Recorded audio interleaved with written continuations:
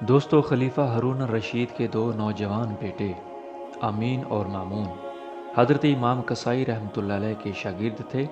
ایک مرتبہ استاد اپنی مجلس سے اٹھے تو دونوں بھائی استاد کو جلدی سے جوتے پکڑانے کے لیے لپکے۔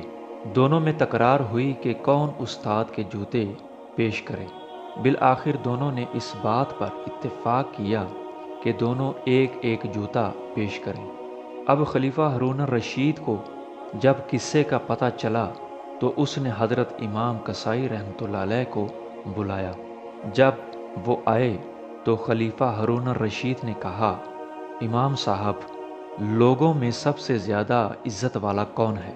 حضرت امام کسائی رحمۃ اللہ علیہ نے فرمایا، میری رائے میں خلیفہ سے زیادہ عزت والا کون ہو سکتا ہے؟